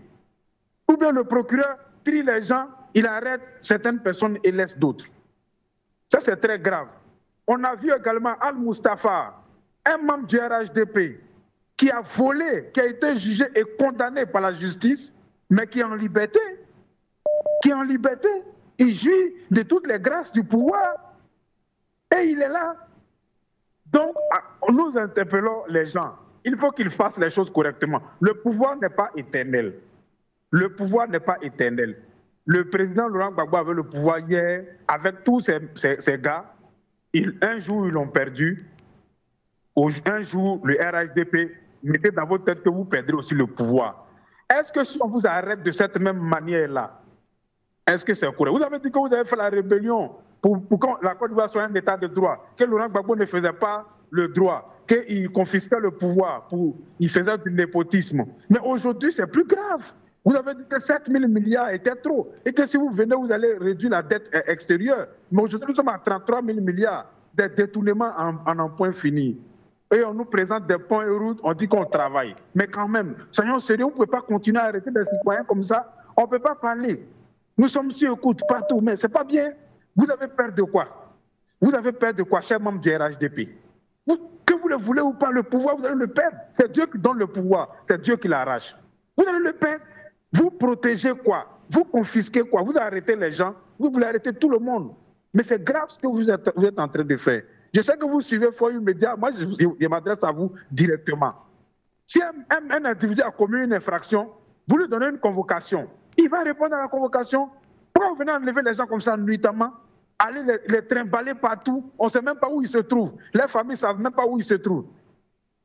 Vous les envoyez dans les camps de torture, mais quand même, soyons sérieux. Vous allez faire tout ça, mais un jour vous allez perdre le pouvoir. Vous allez perdre le pouvoir, ce n'est pas éternel. Quand même, soyez sérieux, arrêtez les gens comme ça. Pourquoi Gala Kolebi, là, une simple communication, vous l'arrêtez. Vous êtes parti, vous avez pris avion présidentiel pour aller chercher un gars qui fait communication sur Internet, jusqu'en Mauritanie, Steve Biko. Jusqu'à aujourd'hui, on ne sait pas où il se trouve. Mais soyons sérieux, M. Ouattara. Tu ne peux pas continuer, tu ne peux pas confisquer le pouvoir. Le pouvoir n'est pas éternel. Il y a des gens qui ont eu ce pouvoir-là avant toi. Houphouët-Boigny, dont il a été son premier ministre, là, il a dirigé ce pouvoir depuis 1960 jusqu'en 1993. Il a perdu en 1993. Il est décédé, il est quitté au pouvoir. Idem pour Kona Bédié, idem. Les hommes passent, le pays reste. Chers membres du RHDP, les hommes passent, le pays reste. Les hommes passent, le pays reste. Comportez-vous très bien. Comportez-vous très bien.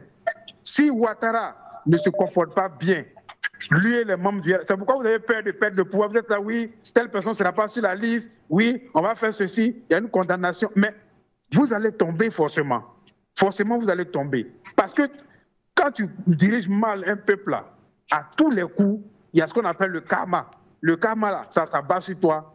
Ça ne vient pas en temps voulu, mais ça vient au temps où ça vient au temps. C'est Dieu qui donne ça. Le karma, là, vous allez avoir le karma. La CPI dont tu crains, et puis tu es en train de te comporter comme ça. Mais tu vas y aller. Tu vas y aller. Même si tu n'es pas allé à la CPI que tu es décédé là, on va te juger et te condamner pour les crimes. Parce que tu traînes tellement d'hécatombes et des détournements de deniers publics que tu as peur de quitter le pouvoir. Tu es prêt à arrêter tout le monde. Tu es prêt à massacrer tout le monde pour pouvoir rester au pouvoir. Actuellement, il est en train de réfléchir qu'est-ce qu'il va dire le 31 août et qu'est-ce qu'il va dire dans les prochains jours par rapport à sa candidature. Même nous te disons, même si tu veux être candidat, tu vas l'être. Mais il ne faut pas empêcher les autres d'être candidats. C'est une erreur à ne pas commettre. Tu laisses tous les Ivoiriens compétir et les citoyens vont aller voter. C'est les citoyens qui votent. Ce n'est pas toi qui dois désigner qui doit nous diriger. Ce n'est pas toi qui dois désigner qui doit être candidat. Donc si tu n'as pas intérêt à exclure Gbagbo, et Blé Goudé et Simon Neivé, et même, si possible, Soro Guillaume, tu dois laisser tous les enfants de la Côte d'Ivoire candidater. Et les Ivoiriens vont choisir qui va diriger qui va conduire leur destin. Mais toi, tu veux faire la pluie et le beau temps. Tu es à la fois magistrat, policier, juge, toi seul. Pourquoi tu fais confiscation de pouvoir? Soyons sérieux. Donc, Manuela, c'est que je ne vais pas être trop long. Il faut que Ouattara arrête d'arrêter des gens dans des conditions, d'enlever des gens, pas des arrestations, d'enlever les gens nuitamment, se comporter comme un voyou, même si c'est vrai, le mot est dur, c'est un président de la République, mais c'est un comportement de voyou. Moi, je le dis, même si le mot est dur, mais c'est un comportement de voyou. Parce qu'arrêter des gens nuitamment, comme s'il était un voleur, il s'en va s'emparer des gens et puis il les envoie à une destination inconnue parce que ceux-ci ont critiqué son pouvoir. Soyons sérieux. Même les artistes. Il y a un artiste Zouglou qui a chanté. Il a été interpellé. Il a été interpellé. N'eût été l'intervention de la population partout sur les réseaux sociaux. Et puis, pour qu'ils disent à l'artiste, il n'a qu'à venir démentir qu'il n'a jamais été interpellé. Pourtant, il a été interpellé. Il faut qu'on soit sérieux. Les Yodé, Siro, tout ça sont sous contrôle judiciaire. Parce que les gens ne peuvent pas parler. Hein? Tu as beau faire tout ça, tu quitteras au pouvoir un jour. Ouattara, il faut que tu le saches. Tu quitteras au pouvoir. 3000 morts. Ça ne peut jamais disparaître de ton CV. Tu dois rendre compte. 3000 personnes. Donc, 1000 personnes tuées en une journée à Dioké Carrefour, une localité de l'intérieur. 1000 personnes. Amaté Oueremi a été jugé. Il a désigné Ouattara formellement au tribunal du plateau. Ils n'en parlent pas. Les commandants de zone qui ont massacré des gens, il les a intégrés dans l'armée. Pourquoi on ne les arrête pas? Le procureur ne les voit pas. Il faut arrêter des gens. Si vous êtes sérieux, il faut arrêter des gens. Les guerriers, les zones qui ont massacré les Ivoiriens sont dans l'armée. Ils sont officiers supérieurs, d'autres officiers. Le procureur les voit. Pourquoi il ne les interpelle pas? Mais il faut qu'on soit sérieux. Il faut qu'on soit sérieux, qu'on ait la Côte d'Ivoire est un état de droit. Mais appliquer la décision de la Cour africaine des droits de l'homme qui dit que vous devez mettre le nom de Laurent Gbagbo sur la liste électorale. Si vous êtes un état de droit, là, appliquez ça. Vous avez été débouté. Donc, à un moment donné, il faut que Ouattara arrête ça. Et Macron également. C'est lui qui soutient, c'est lui qui tire les ficelles, il coordonne tout ça. Avec la politique actuellement en Afrique, là, il devait s'agir, où il voit qu'il est en train de perdre du terrain, là, il devait s'agir et essayer de revoir sa politique extérieure. Mais il continue de manigancer avec Ouattara qui lui fait croire qu'il peut récupérer les pays de l'AES. Donc, il faut qu'au 43e BIMA, même, on complète l'effectif des soldats. Mais attention, ça risque de capoter. S'il exclut quelqu'un là, ça seulement, là, on ne va pas se laisser faire. Il va tous nous jeter en prison. Merci beaucoup, Manuela Siké, et merci à For You Media. Et merci à vous aussi. Nous prenons un autre appel au téléphone. Bonjour, bienvenue. Zerfel est au téléphone. Allô, bonjour. Ok, je reviens encore, madame, parce que le monsieur s'est trompé de votre nom. C'est madame qui est à la partie technique ce matin. Le monsieur n'a pas fait attention. Donc, ne vous plaignez pas pour ça. Alors, moi, je reviens pour parler encore toujours de la Côte d'Ivoire. Parce qu'aujourd'hui, la communication en Côte d'Ivoire des partis politiques est nulle. C'est pourquoi moi, je veux les réveiller pour que vraiment ils s'appuient sur la communication. La communication aujourd'hui dans le monde, c'est l'arme la plus redoutable qui peut détruire tout ce qui se prépare contre toi. Ce n'est pas les armes, ce n'est pas les canons. Les canons, ces canons arrivent après. Sinon, c'est la communication d'abord qui est en marche avant qu'on détruise ton pays.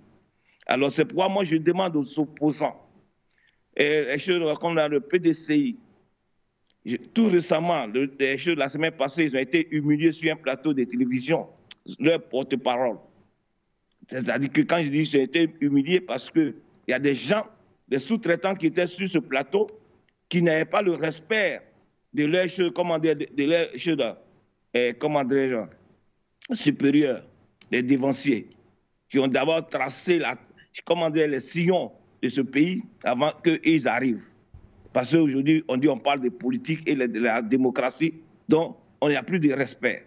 Ce respect est mutuel. Ce n'est pas la peine de venir sur les plateaux et de se passer pour un sous-traitant pour dire de n'importe quoi sur ces plateaux-là. Et parce qu'ils ont raison, vous avez des télévisions, vous les opposants, PDC, vous avez une télévision web. Pourquoi vous n'organisez pas ces plateaux-là pour aller parler aux choses à vos militants et aux Ivoiriens? C'est pourquoi on vous envoie, vous partez toujours sur ce plateau-là pour vous faire humilier. Je parle aussi de PPACI. Vous avez une télévision, Web TV. Pourquoi vous n'utilisez pas ces communications pour sensibiliser les choses, comment dire, les Ivoiriens? Vous attendez toujours, comment dirais-je, pour aller mendier, comment dirais-je, ces micros qui vous permettent même pas de vous exprimer correctement. Or qu'il y a des médias, comment dire, des médias africains qui vous interpelle toujours, qui veut partager votre idée, mais vous tournez dos à ces médias-là. Pourquoi? Il y a plein de médias. Regardez, Foirou demande des audiences pour venir tout simplement parler avec vous, mais vous n'acceptez pas. Pourquoi? C'est quel genre de communication vous voulez faire? C'est quel genre de communication vous voulez nous enseigner? C'est ça, c'est la médiocrité. Arrêtez ce genre de comportement. Vous qui êtes autour, vous qui êtes chargé de la communication de ces partis-là, réveillez-vous. Ce n'est pas la dernière minute que vous allez venir devant les citoyens pour leur en parler. Avec quoi vous avez parlé? D'autant plus que vous-même, vous avez une communication, vous négligez cela. Et pour aller négocier des plateaux qui ne vous donnent même pas le respect. Or que vous avez même sur des médias qui tapent à votre porte pour vous soutenir, mais vous tournez le dos à ça. Réveillez-vous un peu, les gars. Réveillez-vous. Ce n'est pas la dernière minute qu'on fait, on prépare une élection. Et puis, je vous rappelle, les gens de choses qui sont autour du président Gbagbo, il a dit depuis longtemps, depuis Benoît, il dit d'organiser les tournées dans les 10 communes d'Abidjan. Jusqu'à aujourd'hui, on n'attend rien de vous. Vous attendez quoi? Vous êtes autour de ce monsieur-là pour faire quoi exactement? Parce qu'on n'est pas auprès d'un leader pour ses beaux yeux ou pour sa taille. On est autour d'un monsieur parce que lui, il a une vision, il vous envoie en mission. C'est à vous de vous dépêcher puis accomplir ces missions-là qui vous est confiées. Mais jusqu'à présent, on ne vous voit même pas. Rien ne bouge, tandis que le monsieur vous attend. Où sont les tournées des 10 communes d'Abidjan qui vous a dit de préparer? Où sont ces tournées-là? On ne voit rien sur le terrain. Mais dis donc, monsieur, le porte-parole de PDC, vous êtes une personnalité très respectée. Inutile d'aller sur ces plateaux-là. Parce que ça fait vraiment, ça fait honte que des enfants viennent vous interrompre dans vos choses dire. Ce n'est pas possible. Alors arrêtez ce genre de comportement. Il y a des médias aujourd'hui, on n'a pas besoin, c'est-à-dire qu'on n'a pas besoin des médias de dernier cri pour atteindre des choses, son objectif. Vos médias-là peuvent servir beaucoup de choses, mais vous négligez cela. Pour terminer, moi je vais vous dire une chose. Vous les Ivoiriens, vous aimez vous amuser. Il y a des choses très importantes, ça ne vous intéresse pas. C'est pour aller sauter, danser, aller boire dans les maquis, c'est ça qui est votre votre force. Regardez tout récemment, mais il n'a pas dit, il n'a pas supporté votre soeur qui a gagné le prix de Guinness. Ça nous amène quoi? Ça, c'est de l'amusement. On voit les politiciens, on voit les gens et les artistes défiler à ce genre de trucs. Quand il y a un problème sérieux dans ce pays-là, on ne voit même pas ces politiciens, ni ces artistes, ni ces artistes, ni ces footballeurs. On ne les voit même pas. Mais dis donc, quand il y a des fêtes où on s'amuse, où il n'y a pas d'importance, où ça n'a même pas développé le pays, c'est là qu'on vous voit partout. On vous voit devant le stand de cette dame. Moi, je n'ai pas dit de ne pas la supporter. Mais la chose, quand il y a quelque chose de sérieux dans le pays, vous devez vous lever. Mais on ne vous voit pas. Mais quand il y a des amusements où il n'y a rien, où il n'y a pas de développement, c'est ça, on vous voit. Vous pensez que les Chinois, dont on parle là, vous pensez qu'ils perdent leur temps à danser dans les maquis en Chine? Où ils attendent, où quand il y a des choses qui ne sont même pas considérées, vous les voyez là-bas, tous les artistes, les footballeurs, les politiciens, aller s'aligner, faire ce genre de promenade. Quand les gars, ils ont besoin de vous, là, quand on parle de choses, de la cherté de la vie, ou on parle de quelque chose, de l'éducation, on ne vous voit pas. Regardez les enfants qu'on arrête. Vous pensez que ces enfants-là qu'on arrête aujourd'hui, qui ont perdu, qui prennent leur temps, pas perdre leur temps, qui prennent leur temps pour venir à la vie de nos mamans ou de ces choses, comment dire, est cher. On ne peut pas bien se nourrir à la maison. Est-ce que vous avez supporté ces jeunes-là? On n'a jamais vu quelque chose supporter ces jeunes-là. On les arrête, on les enferme, on les torture dans les prisons. On ne vous voit pas. Mais elle fait, comment dire, préparer la nourriture. On a vu des tonnes des politiciens défiler devant comment dire, les stands de cette dame-là. Moi, je n'ai pas dit de ne pas la supporter. Je n'ai pas dit. Mais ce que vous faites là, c'est de l'amusement. Qu'est-ce qui vous intéresse en Côte d'Ivoire? Ce n'est pas le développement, ça. Le développement, quand vous courez pour aller dans les pays occidentaux, dans les pays développés, là, vous pensez qu'ils ont perdu leur temps à danser? Ils n'ont pas perdu leur temps à danser. Ils ont développé des trucs. C'est à cause de ça, quand vous vous levez, vous prenez des avions pour atterrir dans ces pays-là. Vous êtes à l'aise, vous êtes content. Ils n'ont pas perdu leur temps à danser du matin au soir. Ils ont travaillé dur. Alors, arrêtez d'envoyer ces enfants-là dans la médiocrité. Parce que vous, les politiciens, vous, les artistes, vous, les politiciens, vous, tous ceux qui se sont passés, qui se sont vus faire voir devant... Je ne sais pas si c'est la politique que vous faites, ou si c'est une campagne, machin, vous êtes en train de faire, ou c'est...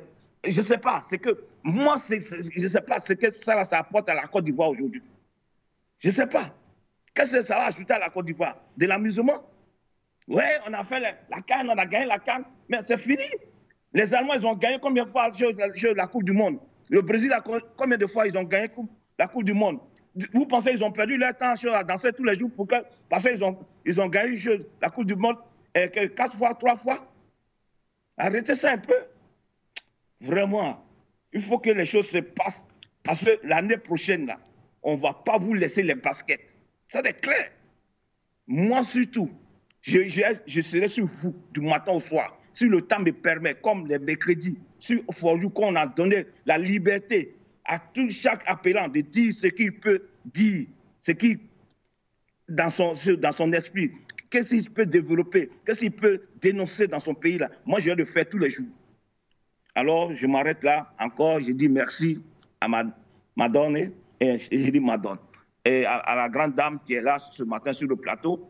Et je dis bien des choses encore à mes frères qui sont à la partie technique, qui nous permettent toujours d'avoir vraiment une bonne communication sur cette radio et sur cette télévision. Merci. Merci à vous, Zerfel. Nous avons encore quelques petites minutes ensemble ce matin. Vous continuez d'apporter vos préoccupations et vos différents points de vue sur les thématiques proposées ou encore sur l'actualité dans le monde simplement. Ce matin, quelqu'un d'autre au téléphone. Allô, bonjour, bienvenue dans cette émission. D'accord. Bonjour, madame.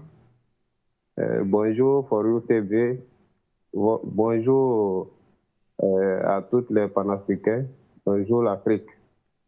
Ce matin, je m'appelle M. Boris de Côte d'Ivoire. Donc ce matin, je voulais m'adresser, comme on appelle, aux 3 présidents de l'AES. Donc, les 3 présidents de l'AES, ce qu'ils doivent faire aujourd'hui, là, ils n'ont qu'à recruter. Ils n'ont qu'à recruter. Faut pas, ils vont dire, il y a l'âge passé, l'âge limite, l'âge de quoi là. Aujourd'hui, ils ont le pouvoir. Aujourd'hui, la jeunesse est mobilisée. Donc, c'est ça, ils vont regarder.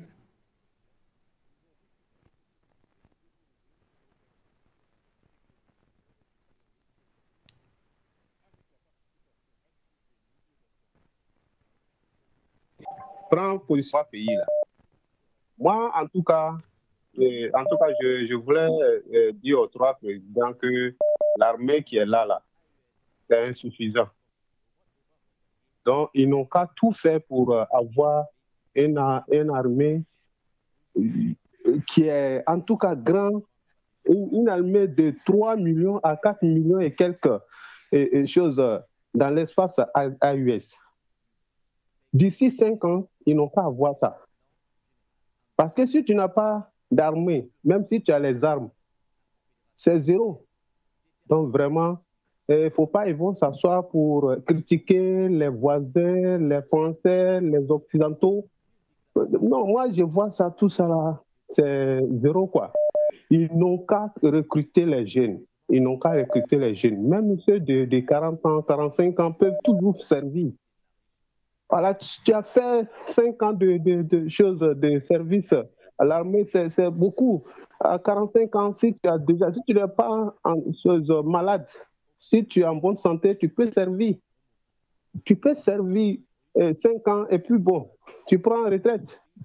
Moi, je vois ça, c'est ça même que l'Afrique doit faire.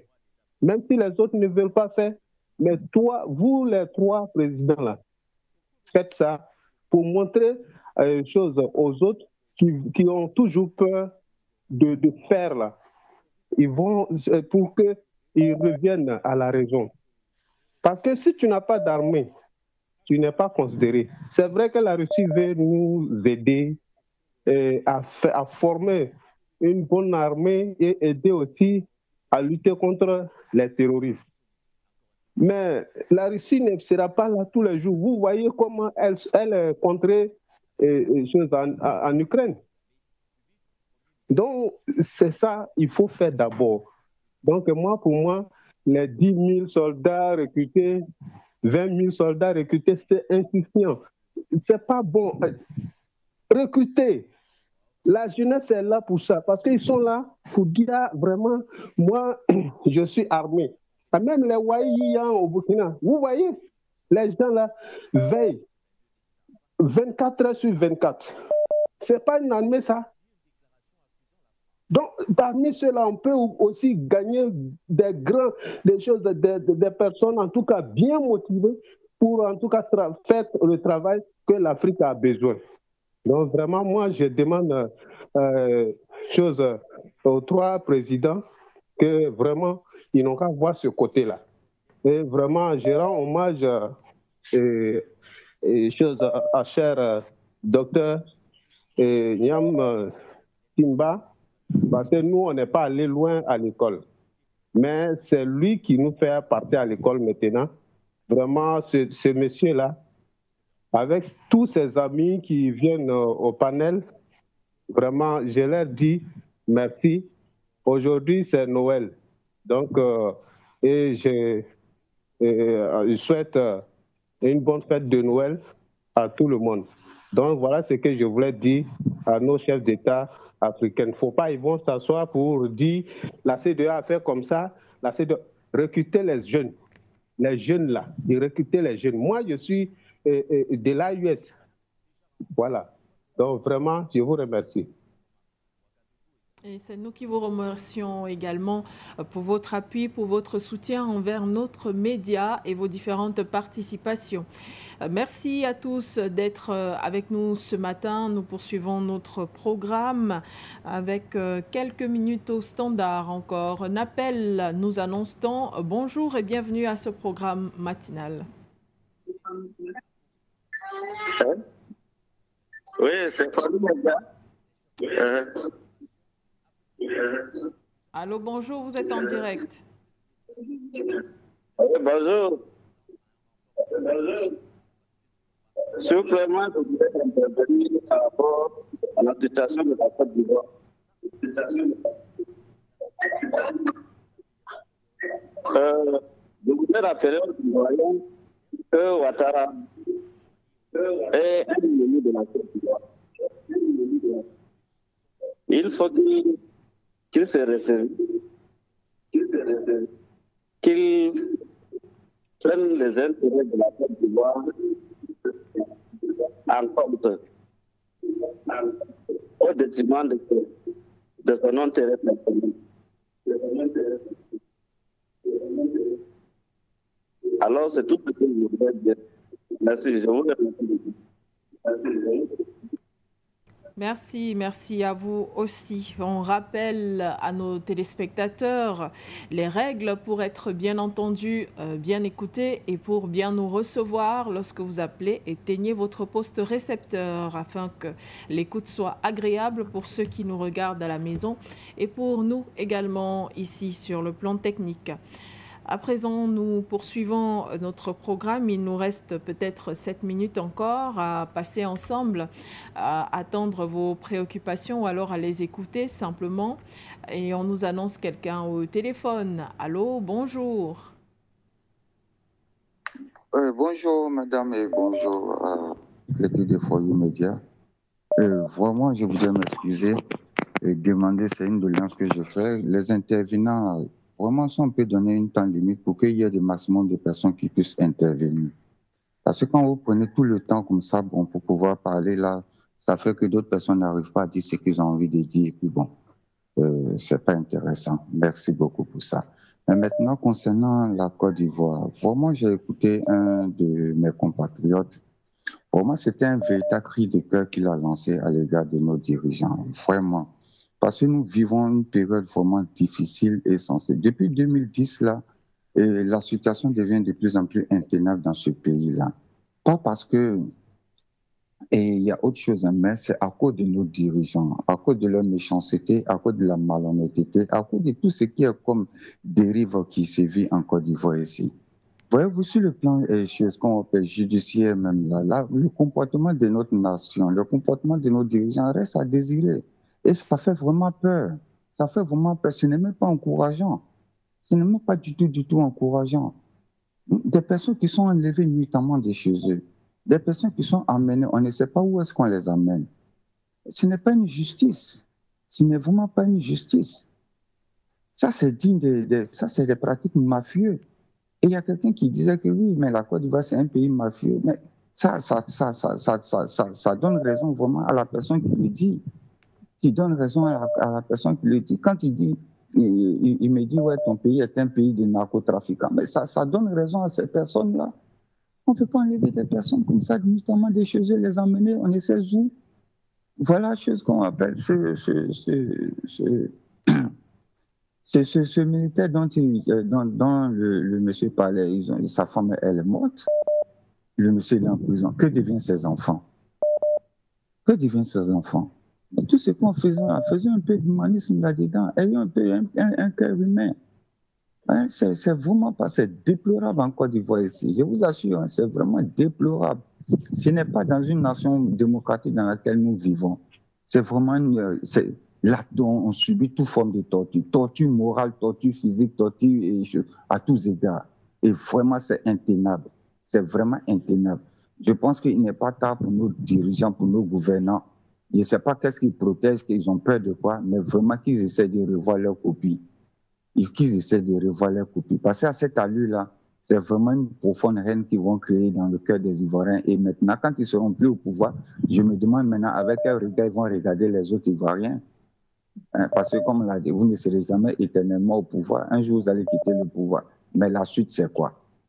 Hein? La suite, c'est quoi? Pourquoi on peut être aussi méchant et aussi cynique que ça?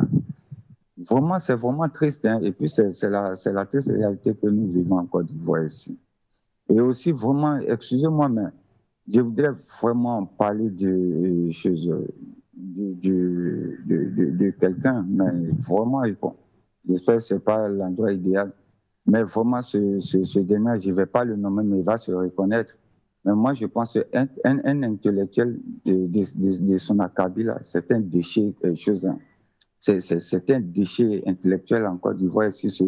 Ce monsieur qui se pavane sur les antennes de télé pour narguer les Ivoiriens, pour les insulter à longueur de journée.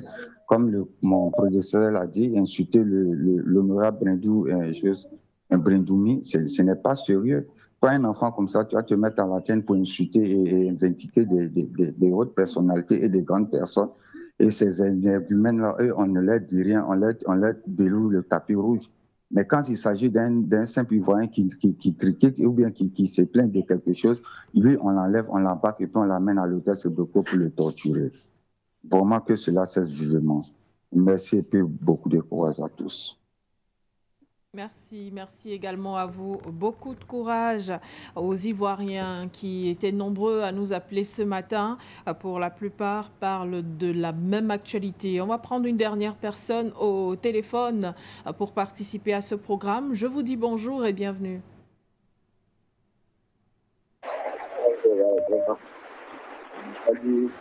Bon travail à tous les groupes forums médias et tous les auditeurs. Je souhaite bonne fête de tous les chrétiens. Je voulais demander.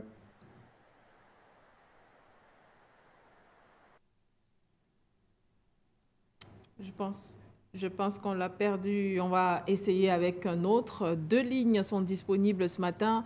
Allô, bonjour, bienvenue. Vous êtes sur ce programme informatif matinal. Vous pouvez vous exprimer.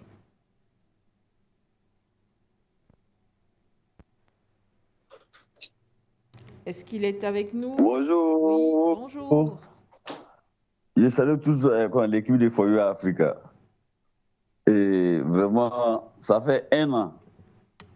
Toujours, c'est qu'on appelle, votre chaîne, là, je regarde. Je ne regarde pas la chaîne ivoirienne, même qu'on appelle les chaînes étrangères, je ne les regarde pas. Je vous remercie d'ouvrir nos yeux. Je connais la réalité. Je suis ivoirien. C'est M. Bernabé. Je connais cette réalité-là. Et on souffre. Hein. On souffre en Côte d'Ivoire. Vrai. On souffre. On a tout perdu en 2010. Aujourd'hui, Alassane nous a promis 1000 merveilles. Sincèrement, Alassane, il nous a promis 1000 merveilles. Ce n'est pas qu'il n'est plus que criminel. Sincèrement, ayant la vérité de dire les trucs en face. Vous comprenez? On souffre vrai. Tu ne peux pas parler. Depuis essayer de vous joindre, Dieu merci aujourd'hui, et puis vous joindre, on ne peut pas parler.